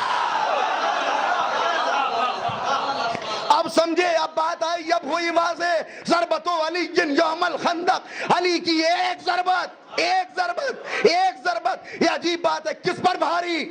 کس پر بھاری؟ عبادت ثقلین پر، عبادت ثقلین پر بھاری۔ عجیب بات ہے، تقابل کب کیا جاتا ہے؟ تقابل کیسے کیا جاتا ہے؟ مقابلہ، توازن، برابر کی چیزوں میں کیا جاتا ہے۔ یہ مقالہ اچھا، یہ مقالہ خراب، یہ شعر اچھا، یہ شعر کمتر، یہ زیادہ درجے کا، یہ اچھے درجے کا، سائنس کی یہ تھیوری بہتر، یہ تھیوری کمتر ہے، اس بچے کے جوابات امتحان میں دیے ہوئے بہتر، اس کے کمتر، ایسے ہوتا ہے مقابلہ۔ کہاں ضربت؟ کیا پیغمبر نہیں فرما سکتے تھے کہ علی کی ایک ضربت قیامت تک کی ساری ضربتوں سے افضل؟ غور کرنا ہے، ہو سکتا تھا کہ نہیں، کہ علی کی ایک ضربت ساری ضربتوں پر افضل، مگر نبی یہ بتانا چاہتے ہیں، پیغمبر یہ بتانا چاہتے ہیں کہ جو ضربتیں قوت بازو سے چلتی ہیں وہ اور ہوتی ہیں، جو اللہ کے اشارے پر چلتی ہیں وہ اور ہوتی ہیں۔ قلب مشغول بالمولا، قلب مشغول بالمولا، قلب مشغول بالمولا۔ جس دل میں مولا ہوتا ہے اس میں کچھ اور نہیں ہوتا۔ افضل، افضل، بھاری، نکال لیے سب نے کیلکولیٹر، پھر پوچھے رسول سے، اللہ کے رسول آپ نے افضل تو بتا دیا، مگر دست ادب جوڑ کے عرض ہے یہ اور بتا دیجئے کتنی افضل۔ پیغمبر نے یہ تو بتا دیا افضل، مگر کتنی افضل یہ یا علی جانتے ہیں، یا رسول جانتے ہیں، یا خدا جانتا ہے۔ یہ وہ ٹرائی اینگل ہے کہ جس میں کوئی چوتھا داخل ہی نہیں ہے۔ نہیں غور کیا آپ نے؟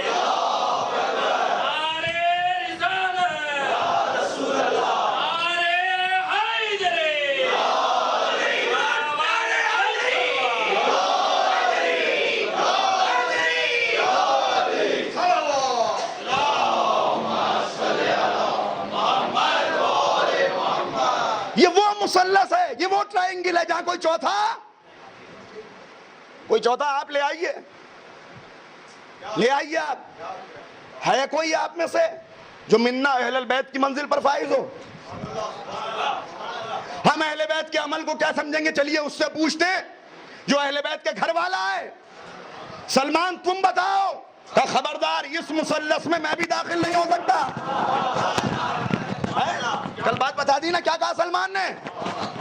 اس مثلث میں سلمان بھی داخل نہیں ہو سکتے۔ علی کی ایک ضربت افضل، کتنی افضل نہیں معلوم۔ کب تک کی عبادتوں سے افضل؟ قیامت تک کی۔ کتنی دیر کی ضربت؟ ایک لمحے کی۔ یہ ہے ظاہری عبادت۔ باطنی کو دیکھ سکے ایسا کوئی موسیٰ پیدا نہیں ہوا جو کلیم طور پر چلا جائے۔ یہ ظاہری کی بات ہے۔ تو جس کی ایک ضربت کا عالم یہ ہو، اب نکالیے، کریے کیلکولیٹ، 63 سال کی زندگی کی عبادت کیا ہوگی؟ 63 سال کی زندگی کی عبادت لگائیے پتہ۔ ایک ضربت کا جس کی عالم ہو، ایک ضربت جس کی اتنی وزنی ہو۔ اب جب ایک ضربت اتنی وزنی ہے تو اس ضربت نے بتا دیا کیوں ہے یہ وزنی، کیوں ہے یہ افضل، کیوں ہے یہ افضل۔ اس لیے کہ یہاں قلب مشغول بالعقبہ بھی نہیں ہے،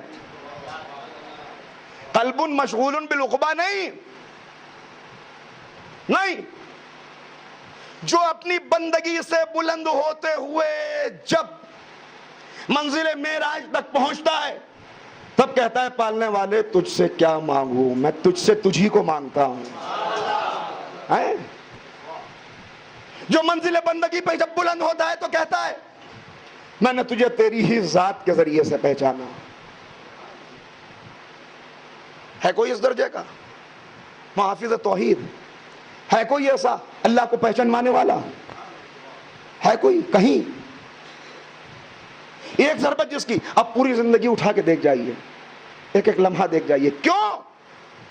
اس لیے کہ یہ ضربت اپنی مرضی کے لیے نہیں چلی، یہ ضربت جذبات غضب لے کے نہیں چلی، یہ ضربت حسد اور بغض کی بنیاد پر نہیں چلی، یہ ضربت عداوت کی بنیاد پر نہیں چلی، یہ ضربت چلی ہے اللہ کو راضی کرنے کے لیے۔ اب نئے سرے سے آپ کو علی کے فضائل بتاتا ہوں اور ختم کرتا ہوں گفتگو۔ کیا آپ کی سمجھ میں یہ نہیں آ رہا، یہ نہیں آ رہا آپ کی سمجھ میں کہ علی نے 2 انگلیوں سے خیبر کا در کیسے اکھاڑا تھا؟ اسے علی کی فضیلت سمجھتے ہو؟ کیا یہ علی کی فضیلت ہے؟ میں نے کہا آپ نہیں جانتے۔ میں نے رستم جیسے ایک پہلوان کو دیکھا ہے، بڑا طاقتور، بڑا قد، بڑے بازو، جناب والا میں خود موجود تھا، اس نے کاغذ کو پھاڑ دیا، میں خود موجود تھا۔ کیا کہہ رہے؟ آپ نے کیا کہا؟ میں نے کہا بھائی میں خود موجود تھا، میں شاہد ہوں، میں نے اپنی آنکھوں سے دیکھا ہے، بہت بڑا پہلوان، بڑی طاقت، اس نے پھول کو توڑ لیا، اس نے پتے کو یوں مسل دیا۔ آپ کا دماغ تو ٹھیک ہے؟ تعریف کر رہے ہیں کہ توہین کر رہے ہیں؟ تعریف کر رہے ہیں کہ توہین کر رہے ہیں؟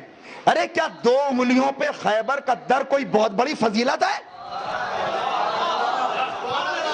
نہیں توجہ فرمائی ہیں؟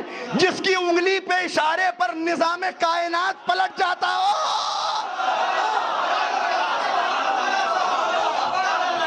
جو نبی کے قدموں میں بیٹھ کر سورج کو پلٹا کے بتاتا ہو پہلے سارے سیاروں کی گردش کو پلٹایا ہے تب سورج پلٹا ہے، جو زلزلہ آتی ہوئی زمین کے سینے پہ ہاتھ رکھ کے کہتے تجھے کیا ہو گیا ہے، اس کے لیے سورج کا، اس کے لیے خبر کا در اٹھا دینا یہ کوئی بہت بڑی فضیلت ہے؟ کیا ہے فضیلت؟ کہ بستر رسول پہ سو گئے، ارے بستر رسول پہ سونا فضیلت ہے؟ کس کی فضیلت ہے؟ کس کی فضیلت ہے؟ جسے رسول سے کوئی رشتہ نہ ہو اسے بستر مل جائے تو اس کے لیے فضیلت ہے، جو جان رسول ہو، جو نفس رسول ہو، جو نور رسول ہو، وہ اگر بستر پہ آ جائے تو فخر علی کا نہیں ہے، فخر بستر کا ہے کہ آج تک آدھے نور کو دیکھا تھا، آج آدھے نور کو فضیلت ہے۔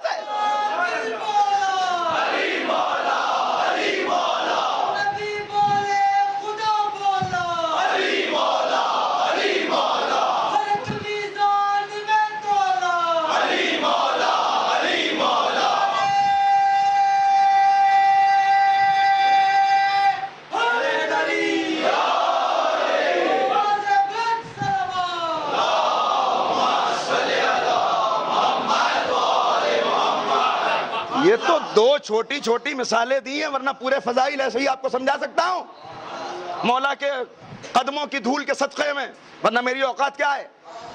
نہیں ہے فضیلت۔ یا علی آپ کی فضیلت کیا ہے؟ اللہ اکبر۔ یاد ہے شہزادی نے کیا فرمایا؟ میں نے ایک جملہ کہا ہے، اس کی تشریح میں ساری گفتگو ہو رہی ہے، عبادتوں کو مجسم کر دو تو علی، علی کو دوسرے رخ سے دیکھو تو عبادت۔ یا علی میں حیرت میں ہوں، آپ کی ایک ایک فضیلت اٹھا کے دیکھ لی، مگر آپ کی شان اتنی بلند ہے کہ یہ ساری فضیلتیں کچھ معلوم ہی نہیں ہوتی۔ مولا بتائیے آپ کی فضیلت کیا ہے؟ آپ کو کس بات پہ فخر ہے؟ مرحب کا سر کاٹنے پہ فخر ہے؟ اندر کو قتل کرنے پہ فخر ہے؟ خیبر کا در اکھاڑنے پہ فخر ہے؟ کس چیز پہ فخر ہے؟ آواز علی آئی اور 1400 سال سے فضا میں گونج رہی ہے، اے معبود میری عزت کے لیے یہ کافی ہے کہ میں تیرا بندہ ہوں۔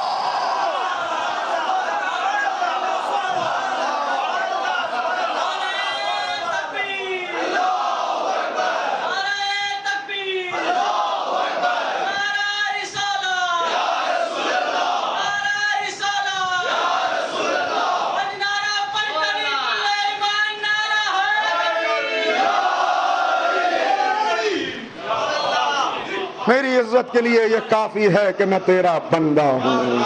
اللہ اکبر۔ نہیں سمجھے اس جملے میں کیا راز بنا ہے؟ پہلے دن کی تقریر یاد ہے؟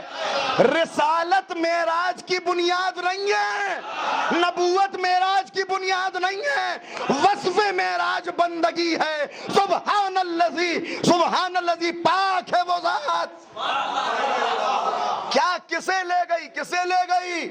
اسرا بعبدہ لیلا من المسجد الحرام الی المسجد الاقصی، جو اپنے بندے کو لے گئی۔ بندگی یہی وجہ ہے مرحب کا سر کاٹ کے نہیں کہا کہ میں کامیاب ہو گیا، سر پہ ضربت لگی تو کہا فزت برب الکعبہ، رب کعبہ کی قسم میں کامیاب ہو گیا۔ بندگی۔ اب جو پیغام ہے بس روک رہا ہوں آج کی حد تک، تقاضۂ عشق سمجھو۔ تقاضۂ عشق کیا ہے؟ اگر یہ وصف بندگی پیدا ہو جائے تو شجاعت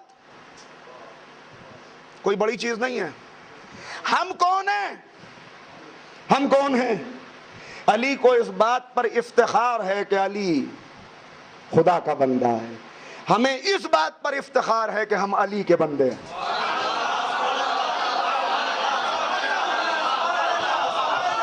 پہنچتا نہیں کوئی وہاں تک۔ جس نے علی کی بندگی سیکھ لی، اگر علی کا ڈر نہیں ملا تو خدا نہیں ملتا، بخدا نہیں ملتا۔ اس لیے کہ ہماری بندگی کیا ہے؟ میں نے کیوں کہا یہ ہمارا افتخار ہے؟ کیوں کہا یہ؟ اس لیے کہ ہماری بندگی کیا ہے؟ ہماری بندگی کیسی نمازیں ہیں بھائی ہماری؟ اللہ واقعی نمازوں میں ہمیں خشوع و خضوع عنایت فرمائے، مگر ہیں چابی رکھ کے بھول گئے، یاد نہیں آ رہی ہے کہاں رکھی ہے، چلیے 2 رکعت نماز پڑھیے، پہلی رکعت کا دوسرا سجدہ نہیں ہوگا کہ یہ سب یاد آ جائے گا، پورے دن کے سارے منظر آنکھوں میں گھوم جائیں گے۔ یہ ہے ہماری بندگی، یہ ہے ہماری نماز۔ ہماری نماز کیا، ہمارا روزہ کیا ہے؟ اسی لیے میں نے کہا کہ ہماری بندگی در علی تک پہنچ جائیں۔ مولا کا کیا مقام ہے، اور جب در علی تک پہنچ جائیں گے تو کیا تقاضا ہوگا عشق کا۔ یہ زندگی فنا ہونے والی ہے، فنا ہونے والی ہے، جو پیدا ہوا ہے وہ مر جائے گا۔ مگر پھر غالب کا ایک شعر یاد آ گیا، اہل بیت کی محبت مودت عشق وہ سمندر ہے کہ جو اس سمندر میں غوطہ زن ہو جائے، جو ان کی یاد میں ڈوب جائے۔ دیکھیے عاشق کو دیکھیے، کھویا کھویا رہتا ہے، معشوق کی یاد دل سے جانے نہیں پاتی، ہر وقت اسی کی تصویر آنکھوں کے آگے گھومتی ہے، کسی چیز میں دل نہیں لگتا۔ یہ ہیں علامات عشق، یہ ہیں علامات عشق۔ کیا مطلب؟ بس تقاضا عشق یہ ہے کہ اپنی اس فانی زندگی کو علی کی زندگی سے ایسا متصل کر دو کہ میں نہ رہوں، من اور تو میں فرق نہ رہے۔ پھر غالب کا شعر یاد آ گیا، عشرت قطرہ ہے دریا میں فنا ہو جانا۔ قطرے کی زندگی یہ ہے کہ دریا سے مل جائے، قطرہ قطرہ رہے گا تو خشک ہو جائے گا، گرم ہوا کا جھونکا آئے گا خشک ہو جائے گا، زمین میں جذب ہوگا ختم ہو جائے گا، کچھ دیر گزرے گی حرارت آفتاب اسے خشک کر دے گی، لیکن یہی قطرہ اگر سمندر سے مل جائے، اگر دریا سے مل جائے تو جب تک دریا باقی رہے گا تب تک قطرہ باقی رہے گا۔ میثم کی اپنی کوئی حیثیت نہ تھی مگر قطرہ بن کے علی کی مودت میں گم کر دیا، تو اب جب تک علی کا نام رہے گا میثم کا نام بھی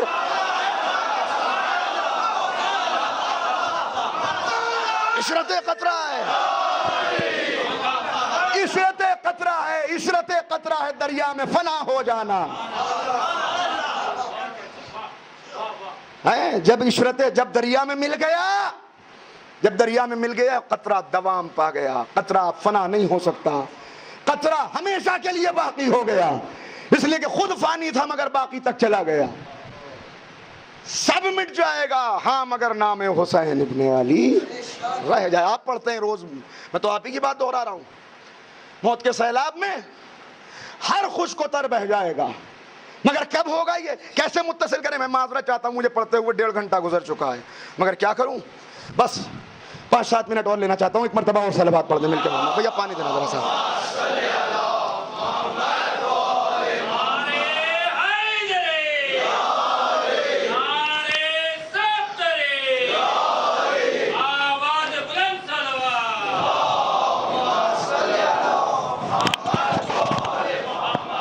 اصلاً مجھے اس کا خیال تھا کہ کل چونکہ آپ حضرات ظاہر ہے کہ چھٹی ہے تو اس لیے تھوڑا سا میں نے زیادہ وقت لے لیا، اور اب کم تقاریر رہ جائیں گی۔ کل کی مجلس میں ایک چھوٹی سی تبدیلی ہے کہ کل مجلس یہاں ہونے کے بجائے صرف مقام مجلس بدلے گا، وقت مجلس وہی ہے، چھوٹے نقشے کے سامنے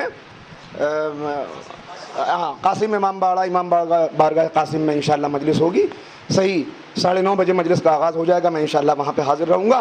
مگر بس اتنی بات کو اور عرض کر دوں کہ عشرت قطرہ کب ہے؟ قطرہ دریا میں۔ میں نے عرض کیا عاشق کی شان کیا ہے؟ ہر وقت کھویا رہتا ہے، ہر وقت کھویا رہتا ہے۔ شان کیا پیدا ہو جائے؟ میں نہ رہوں، میں نہ رہوں کا مطلب کیا ہے؟ یعنی مجھے اپنے والدین یاد نہ آئیں، علی یاد آئے، اپنی اولاد کا خیال نہ آئے، علی کے حسن حسین کا خیال آئے، اپنے گھر کے آرام پسندی پسند نہ آئے، علی کی ڈیوڑی سے دل لگا رہے، میری اپنی چاہت کوئی نہ ہو، میرا دل کیا سوچتا ہے؟ کچھ نہیں سوچتا. اس کا سوچنا کیا؟ قلب مشغول بالمولا. اس کا سوچنا کیا؟ میں خود کچھ نہ سوچوں، وہی سوچوں جس سے علی راضی ہو. اٹھتا رہوں، بیٹھتا رہوں، چلتا رہوں، پھرتا رہوں، مگر کیفیت کیا ہو؟ کیفیت یہ ہو کہ دل کے آئینے میں ہے تصویر یار. یہ قلب مشغول بالمولا ہے. اب اس دل کے اندر معرفت کی روشنی پیدا ہو چکی ہے. اب اس دل کے اندر علی کا عشق آ چکا ہے. اب کدورتیں، بغض، حسد، سب چیزیں نکل چکی ہیں. اب علی ہے، علی تصویر یہاں ہے، اور ہر وقت ان نگاہوں کے آگے یہ تصویر ہے. علی کا چہرہ سامنے ہے، علی کا چہرہ سامنے ہے. عشرت قطرہ ہے، قطرے نے اپنے آپ کو دریا میں فنا کر دیا. عشق حقیقی کے سمندر میں اپنے آپ کو حسن کمیلی نے گم کر دیا. اب کچھ نہیں ہے، اب کچھ نظر نہیں آ رہا. اب میری سوچ کوئی سوچ نہیں ہے، اب میرا خیال کوئی خیال نہیں ہے. اب زبان پر غیبت آنے لگی تو فوراً چہرہ علی خیال میں آیا.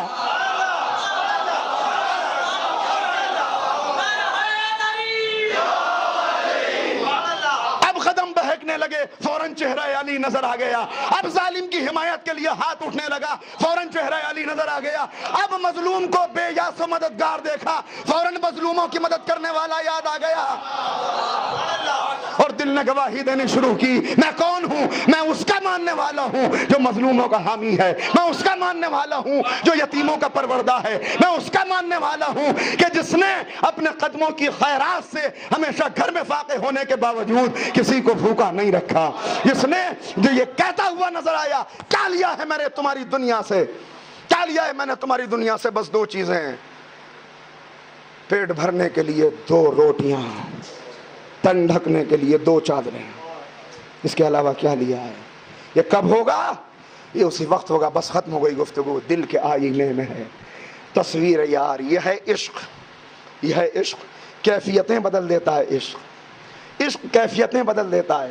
آپ کو لذت عشق بتانے کی ضرورت نہیں ہے، اس لیے کہ پانی میں رہنے والی مچھلی کو بتایا نہیں جاتا کہ پانی کی لذت کیا ہے. پانی میں رہنے والی مچھلی کو لذت آب نہیں بتائی جاتی.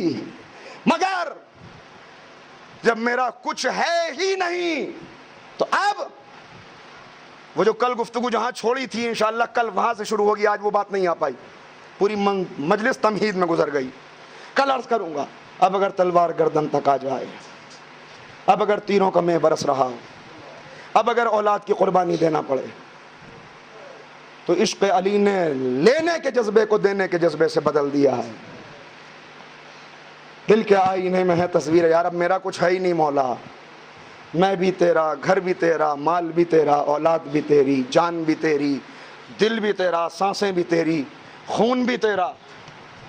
جب تو کہے، جیسے تو کہے، جس میں تو راضی ہو جائے. اے آقا بس میرا منشا ہے تجھے راضی کرنا، میرا مقصد ہے تجھے راضی کرنا. اب اپنا کچھ بھی نہیں ہے. جب اپنا کچھ نہیں رہتا، لیکن یہ عرض کر رہا ہوں اور یہاں پر روک رہا ہوں گفتگو کو، اگر ہر دل میں اسی محبت کا چراغ روشن ہو جائے تو پھر کیسے ممکن ہے کہ مومنین کے دل آپس میں ایک دوسرے کے خلاف رہیں؟ اگر اس مودت کا چراغ روشن ہو جائے تو پھر کیسے ممکن ہے کہ ہم ایک دوسرے پہ تہمتیں لگائیں؟ اگر اس مودت کا چراغ روشن ہو جائے تو کیسے ممکن ہے کہ ایک دوسرے کی غیبتیں کر کے اور سن کے ہم خوش ہو جائیں؟ اگر اس مودت کا چراغ روشن ہو جائے تو کیسے ممکن ہے کہ بزرگوں کا احترام نہ کریں؟ اگر اس مودت کا چراغ روشن ہو جائے تو کیسے ممکن ہے کہ مظلوم پر ظلم ہوتا ہوا دیکھ کر ہم خاموش بیٹھے رہیں؟ نہیں ممکن، نہیں ممکن. اگر ایسی مودت کا چراغ روشن ہوگا تو مادی چراغ گل ہونے کے بعد، آقا کے اعلان کے بعد بھی آوازیں یہی بلند ہوں گی، اے آقا کیا فرماتے ہیں؟ آپ کو چھوڑ کے چلے جائیں، شب عاشور چھوڑ کے چلے جائیں، دشمنوں کے نرغے میں چھوڑ کے چلے جائیں؟ نہیں آقا، یہ ممکن نہیں ہے. یہ ہے مودت کا چراغ جہاں روشن ہو گیا. یہ ہے جو عشق کی راہ کے راہی بن گئے. یہ ہے کہ جو کہتے ہوئے نظر آتے ہیں مولا ایک بار نہیں، اگر 70 مرتبہ مجھے اس طرح قتل کیا جائے کہ میرے جسم کو قینچی سے کاٹ کے قیمہ قیمہ کر دیا جائے، اور پھر 71ویں مرتبہ زندہ کر کے پوچھا جائے کہ کس کے قدموں میں جان دے گا، تو مولا فخر سمجھوں گا کہ تیرے قدموں میں اپنی جان دے دوں. یہ ہے مودت کا چراغ. یہ راہ عشق آسان نہیں ہے. راہ عشق، تقاضا عشق مشکل ہے. عرض کروں گا کہ عشق کے تقاضوں کو کنہوں نے پورا کیا ہے، جنہوں نے پورا کیا وہ کہاں تک پہنچے. مگر میں نے ایک بات عرض کر دی، سب فنا ہو جائے گا مگر جو راہ اہل بیت میں فنا ہو گیا وہ بقا پا گیا. باقی وہی رہنے والا ہے، بس باقی وہی رہنے والا ہے. کیوں؟ اس لیے کہ ان کا قلب قلب مشغول بالمولا ہے. ان کا قلب وہ ہے جس میں مولا کے علاوہ کچھ نہیں ہے. پر الہ بس تو راضی ہو جائے، تو راضی ہو جائے. کیسے راضی کریں؟ اللہ اکبر. انہیں وہ تو رضائے الہی کے مالک تھے، ہمیں دکھا رہے تھے راہیں کہ تم کیسے راضی کرو، ہمیں بتا رہے تھے کہ تم کیسے اس منزل تک پہنچو. یہی وجہ ہے کہ امتحان لے کے پوچھ رہے تھے اور آوازیں آ رہی تھیں، آقا ہم تجھے چھوڑ کے نہ جائیں گے. جب امتحان لے چکے بس سننا ختم ہو گئی تقریر، اب طاقت بھی نہیں کہ طویل مسائل پڑھوں. مگر جب پردے میں رہنے والے امام کا خیال آتا ہے، اور یہ جملے تاریخ کے پڑھتا ہوں کہ میرا امام صبح و شام خون کے آنسو روتا ہے. خون کے آنسو میرا آقا روتا ہے. صرف آپ نہیں رو رہے، صرف میں نہیں رو رہا، سب رو رہے ہیں. کائنات کا ذرہ ذرہ رو رہا ہے. علی کی ذوالفقار بھی رو رہی ہے، عباس کا پرچم بھی رو رہا ہے، کربلا کی زمین بھی رو رہی ہے. سب کریا کر رہے ہیں. میرا آقا بھی رو رہا ہے، اور رو رو کے کیا کہہ رہا ہے؟ میرا سلام میرے اس جد پر جسے کفن نہ مل سکا. امام شکوہ کرتے ہیں، چھٹے امام کہتے ہیں غریب سے غریب انسان ہو تو اسے 3 چیزیں ضرور مل جاتی ہیں. اگر پردیس میں بھی انتقال ہو جائے لوگ جمع ہو جاتے ہیں، پیسوں کا چندہ کر کے کفن دے دیتے ہیں، مومنین غسل دے دیتے ہیں، اس کی میت کو قبر تک پہنچا دیتے ہیں. مگر ہائے میرا غریب آقا، میرا امام کہہ رہا ہے ہائے میرا غریب جد. 12ویں امام گریہ کر رہے ہیں، میرا سلام میرے اس جد پر جسے کفن نہ مل سکا، کھجور کی چٹائی میں جس کی لاش کے ٹکڑوں کو دفن کیا گیا. میرا سلام اس رخسارے پر، اللہ اکبر، کیا جملے، ختم ہو گئی گفتگو. میرا سلام اس رخسارے پر جو کربلا کی خاک میں بھر گیا. میرا سلام اس ریش مبارک پر جو اپنے خون میں تر ہوئی، جو خون سے خضاب ہوئی. یہ کس کا خون تھا جس سے ریش مبارک خضاب ہوئی؟ ایک تو رباب کے دل کے ٹکڑے کا خون تھا، ایک تو 6 مہینے والے کا خون تھا کہ جسے چلو میں لے کے حسین کہہ رہے تھے نانا گواہ رہیے گا، اب اسی طرح آپ سے ملاقات کروں گا. اور اس خون کو اپنے چہرے اقدس پہ مل کے اپنے چہرے کا نور بڑھا رہے تھے. اللہ اکبر. مگر دوسرا خون کون سا تھا؟ اس خون کو سلام نہیں، سلام کس خون سے داڑھی خضاب ہوئی؟ اللہ اکبر. لیجئے، ختم ہو گئی گفتگو. شمر کو گرفتار کر کے لایا گیا. ہرملا جب گرفتار کر کے آیا، اور شمر، ان دونوں کے بیان پہ بات کو ختم کر رہا ہوں. ہرملا سے مختار نے پوچھا بتا تو نے کربلا میں کیا جرم کی ہے؟ ہرملا کہتا ہے نہ پوچھ، مجھے قتل کر دے، مجھے سزا دے دے، میں بتا تو سن نہ پائے گا. آقا کا عاشق ہے، کہ تجھے بیان کرنا ہوگا. کہ اچھا سن، جب میں چلا تھا وطن سے تو 7 تیر تھے، 7 تیر تھے. میں نہیں جانتا کہ کیا ہوا، مگر 4 تیر نشانے پہ نہیں لگ سکے، مگر 3 تیروں کو میں نے نشانے پہ لگایا. کہ کون سے 3 تیر تھے؟ کہ پہلا تیر تو وہ تھا کہ جب فاطمہ کا لال 6 مہینے کے بچے کو چھیے ہوئے فوج افتیا سے کہہ رہا تھا ارے تم صاحب اولاد تو ہو، تمہارے سینے میں دل تو ہے، یہ دیکھو میرا بچہ کتنا پیاسا ہے. اور اس کے بعد کہتے تھے اصغر تم خود بیان کر دو. اصغر نے اللہ اکبر کیسے پیاس کا اظہار کیا؟ پیاس کا اظہار نہیں کیا. بے شیر نے، ننھے علی نے اپنے جہاد کا آغاز کیا. کیسے کیا؟ ننھی سی ذوالفقار کو ہونٹوں کی نیام سے نکالا، ہونٹوں کی خشک زبان کو دیکھا. ایک مرتبہ فوجوں نے کہا ہاں ہم اس بچے کو پانی ضرور پلائیں گے. اور اس کے بعد کیا ہوا؟ آواز آئی اقطع کلام الحسین، حسین کے کلام کو قطع کر دے. ہرملا کہتا ہے میں نے تیر چلایا مگر میرے ہاتھ کانپ رہے تھے. کہا کیوں کانپ رہے تھے؟ اس لیے کہ جب تیر چلانا چاہتا تھا تو خیمے کا پردہ ہل رہا تھا. شاید بچے کی ماں کھڑی ہوئی دیکھ رہی تھی، کہتی تھی اے ہرملا میرے بچے نے کیا بگاڑا؟ دوسرا تیر، بس ختم ہو گئی تقریر، دوسرا تیر اس وقت چلایا کہ جب عباس مشک بھر کے پلٹے۔ ارملا کہتا ہے ہم نے ایسا مجاہد نہیں دیکھا، ہم نے ایسا سپاہی نہیں دیکھا، دونوں شانے کٹ گئے تھے، خون بہ رہا تھا، جسم تیروں سے چل نہیں تھا، مگر اپنے گھوڑے کو دوڑاتا ہوا، بازوؤں سے بے خبر، زخموں سے بے خبر، بار بار کہہ رہا تھا خیام حسینی تک پہنچا دے معبود، خیام حسینی تک پہنچا دے۔ کہ اس وقت حکم ہوا، ارے تیر چلا، میں نے تیر چلایا، عباس نے دانتوں میں مشکوں پکڑا ہوا تھا، اب جو تیر چلا وہ تیر مشک کو چیرتا ہوا عباس کے سینے میں داخل ہوا، پانی بہ گیا، عباس گھوڑے سے زمین پہ آئے، مگر کیسے آئے، کیسے آئے؟ ارے قبر فاطمہ پر جنت البقیع میں بیٹھ کر مادر عباس حضرت ام البنین کہہ رہی ہیں عباس میں تیرا ماتم نہیں کروں گی، میں اس کا ماتم کروں گی جس کا ماتم کرنے والا موجود نہیں ہے، میں حسین کو روں گی، مگر میرے لال ایک بات مجھے بے چین کر دیتی ہے، جب کوئی گھوڑے سے زمین پر گرتا ہے، جب کوئی گرتا ہے اپنے ہاتھوں کا سہارا لیتا ہے، مگر ہائے میرے لال تیرے بازو کٹ گئے تھے، قبر ہلی، آواز آئی، ارے میں موجود تھی، فاطمہ موجود تھی، اللہ اکبر، سننا۔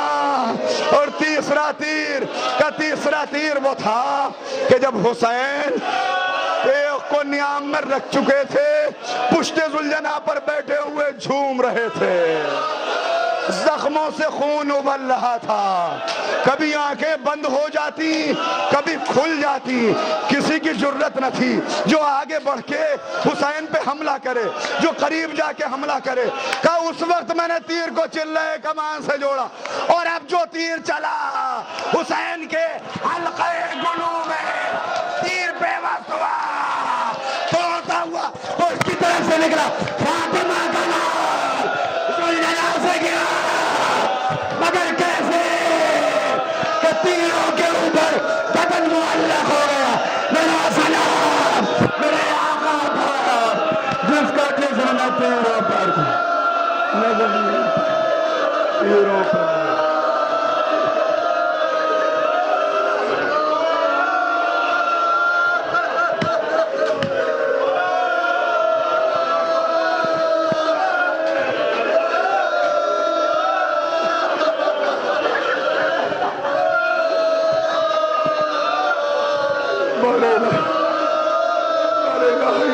پر رحمت نازل فرما، معبود نازلوں کو گناہوں کی بخشش کا وسیلہ قرار دے۔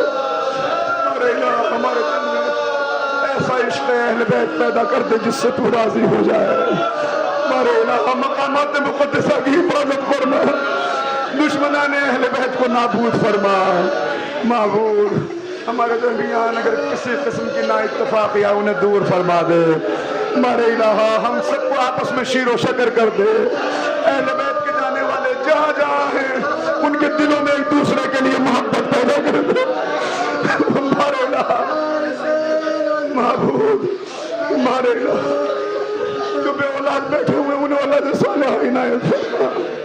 معبود ہمیں کوئی غم نہ دے مگر غم اہل بیت ہمارے دلوں کے اندر، ہمارے گھروں کے اندر۔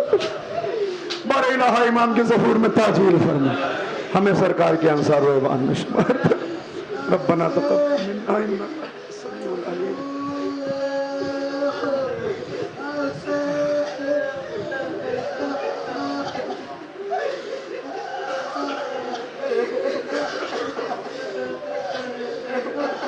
حضرات کل کے لیے میں اعلان کو پھر دہرا دوں کہ کل کی مجلس انشاءاللہ یہاں کے بجائے صحیح 9:30 بجے امام بارگاہ حضرت قاسم میں چھوٹے نقشے کے سامنے شروع ہو جائے گی پابندی وقت سے۔